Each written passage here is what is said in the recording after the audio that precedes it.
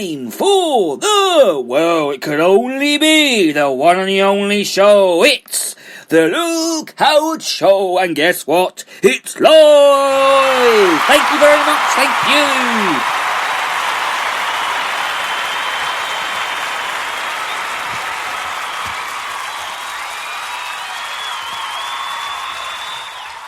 What a welcome to the show. God moaning, everybody. It's Wednesday the 6th of May. Another show, another day. Yes, it is the 6th of May today. Another day and another show.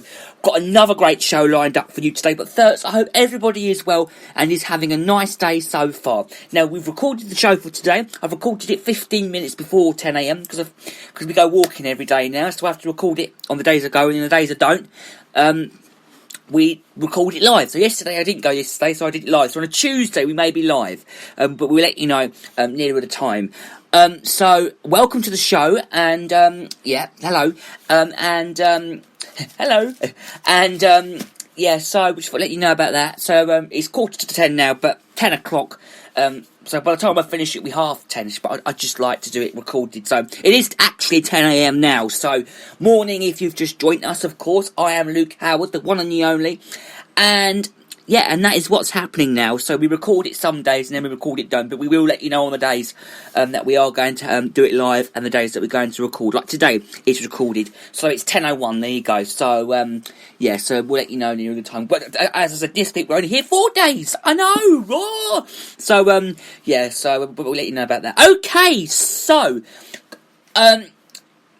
lots to get through today, as always, like every single day, I know. Every day, there's always something to get through, isn't there? There's always something to get through. But today, I want to talk about a programme that I always watch. It is a brilliant programme. I watch it all the time. Magnificent programme. Love it. EastEnders, of course. It can only be EastEnders. It's Doctors followed by EastEnders. But before I go to that, did any of you see The A Word last night? Now, apparently, it was absolutely brilliant. I love that programme because, of course, I'm autistic myself. Yeah, did you not know that? Yeah, I'm autistic myself, as you can tell, I suppose. And I like that programme. I didn't actually see it, but we are going to watch it. I'm going to catch up on it. It was amazing, apparently. So, so it was very good. Okay, so, what they've done with EastEnders is, now, everyone knows what's going on. They've stopped the filming. They've stopped it.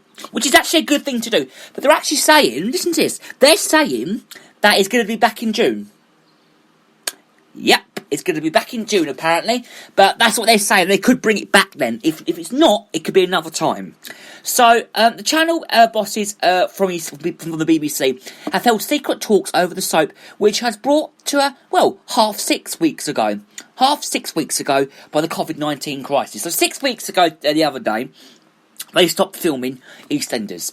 So, the bosses say that in June, it may come back. It may come back in June.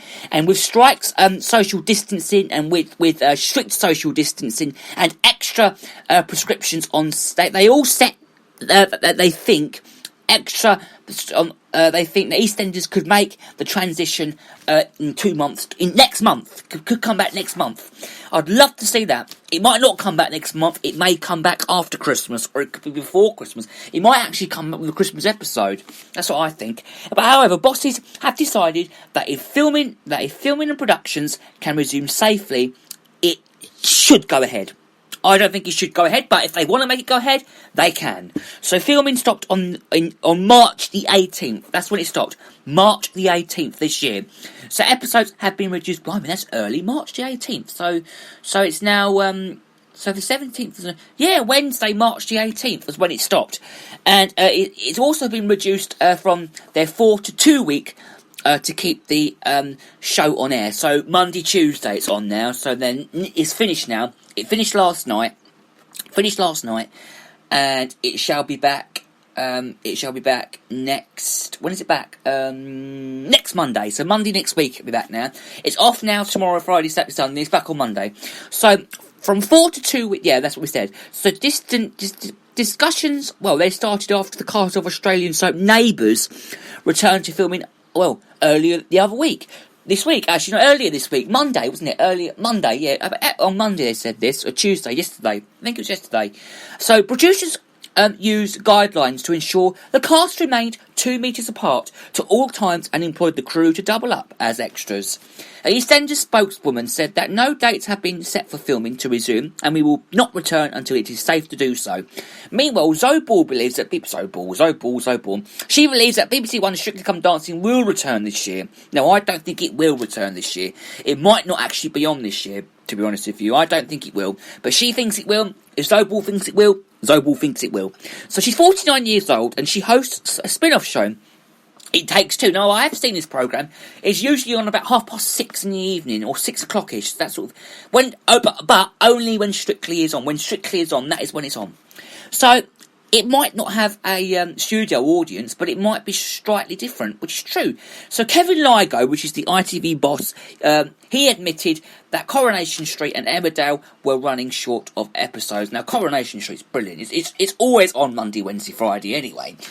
It's on 3 days a week anyway, so, so they're used to the timetable, I suppose. But Emmerdale's on 5 days a week. I don't know when they've been filming Emmerdale, but that has been on 5 nights in one whole week. So, yeah. Right, I've got 2 stories to talk about now. The first one is about, oh, for goodness sake, can this world get any worse? New York, right? New York. There's loads of people, right? They're all sitting in a park, right? And the police haven't even been bothered to go and tell them to move it. Because they're all close to each other and they're all sitting together in the park. How ridiculous. So yesterday we had Burger King and its long queues, which is absolutely pathetic. Now look what we've got. We have this. We have people in New York sitting around in a park with their tops off and sunbathing and all that stuff. But that's New York for you, isn't it? But now they've got police around there now and army people. But why are they all sitting in a park? Why don't the police just go round and just tell everybody not go home? But they haven't done it, for the sound of it. But they're actually saying, listen to this, it's all been confirmed of the global cases. 3,000, hang on a minute, 3,462,682 people have got it. There's been 244,911 deaths and 100,181.695 have recovered. So, yeah, so when you look at all the people in Central Park, which is pathetic, it's hard to believe New York is still under lockdown. Because it doesn't sound like it's on lockdown, does it? With all them people sitting out there, to be honest with you. So thousands left their homes to, well, soak up the atmosphere and the sunshine in a 100-acre garden oasis in the centre of America's worst hit city. It was awful city, New York. I don't know. My mum loved it, but when she said she went up, when she said she went up the Statue of Liberty, she said she would never go back there again. So the Big Apple, as they call it, is still official, and it's under lockdown, and with all non-essential, well, honesses shut, and gatherings of individuals of any site for any reason. It's all being banned. New Yorkers have also been told to limit outdoor activities. So Mayor Bill de Blasio, I don't really know how you pronounce his name, he said police would be enforcing social distancing and, well, handling out masks. Well, I haven't seen... They're actually saying this week everyone's got to wear a mask, but I don't think anyone is actually wearing one, to be honest with you. So if everyone follows the rules, that's great. But if not, there is going to be a very intense enforcement. Oh my God. Judging by the scenes of Central Park, where makeshift medical units have been, well, set up to help overwhelmed, determined to carry on the wall as usual, and of course overwhelmed hospitals as well. So the other day, when was this?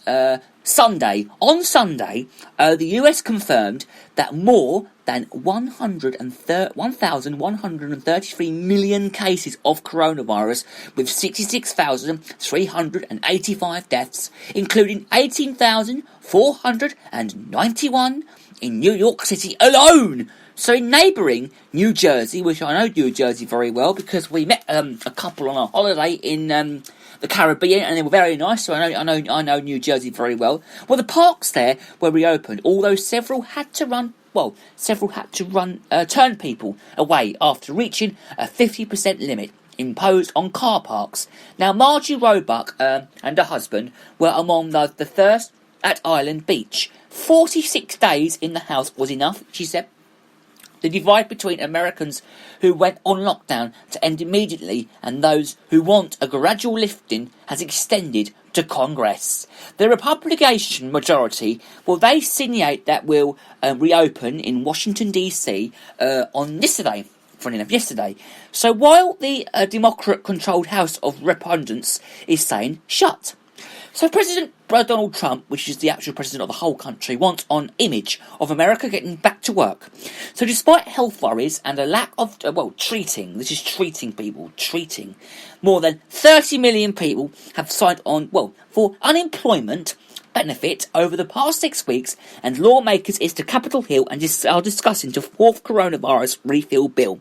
So the White House economic advisor Larry Kudlow told CNN News that we know the economy is still in terrible contractility, where I don't want to rule in or out anything right now. So, okay, I just think it's pathetic that everyone's going to sit in the park, to be honest with you. Why would you do that? I'm sorry, I don't find that right. Do you find that right? Do you find that right, that everyone's going to sit in the park in New York when they all know that we should be on lockdown? They're basically not following the rules. They're not. They're not following the rules. But you've still got police standing in the park. Come on, people in America, come on. It's America. I don't think a lot of people out there really, listen to the rules. But why would you sit in a park half naked when you've got all these people around you and you've got a big disease going around? I just think it's not right. I don't think it's not right at all. And the police are still there. The police are still standing there. But I just don't think it's right. I'm sorry, I just don't think that's right at all. Okay, so let's move away from coronavirus now, because the third whistleblower, Dr. Fall, he fell from a hospital window.